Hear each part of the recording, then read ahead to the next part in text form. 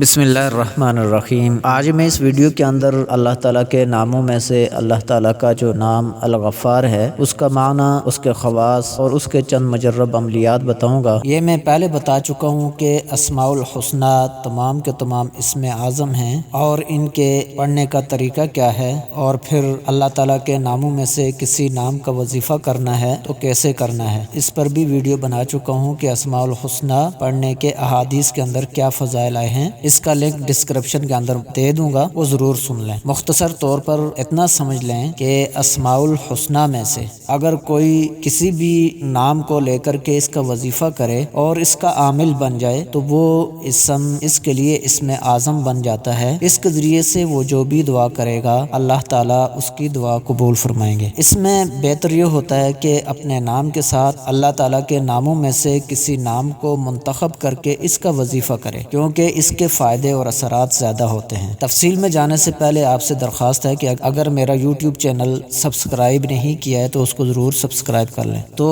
الغفار کا معنی ہے درگزر کرنے والا، معاف کرنے والا، پردہ پوشی کرنے والا۔ جو شخص نماز جمعہ کے بعد 100 مرتبہ اس اسم کو پڑھا کرے گا انشاءاللہ اس کے اوپر مغفرت کے آثار ظاہر ہونے لگیں گے۔ اور جو کوئی شخص نماز عصر کے بعد روزانہ یا غفارو اغفر لی پڑے گا اللہ تعالیٰ اس کو بخشے ہوئے لوگوں میں شامل فرما دیں گے۔ عاملین حضرات جو آج کل تعویذ وغیرہ دیتے ہیں وہ لکھتے ہیں کہ جو کوئی اس اسم کو کثرت سے پڑھا کرے اس کے نفس کی بری خواہشات دور ہو جائیں گی، اور جو کوئی نماز جمعہ کے بعد 100 مرتبہ پڑھا کرے گا اس کی تنگی دور ہو جائے گی، اور اس کو رزق وہاں سے ملے گا جہاں سے اس کا وہم و گمان بھی نہیں ہوگا۔ اور اسی طرح اگر اس اسم کو غصہ کرنے والے پر پڑھا جائے تو اس کا غصہ ختم ہو جاتا ہے۔ یہ تھے الغفار کا معنی، اس کے خواص اور اس کے چند مجرب عملیات۔ اللہ تعالیٰ سے دعا ہے کہ اللہ تعالیٰ ہمیں اس کے اوپر عمل کرنے کی توفیق عطا فرمائے۔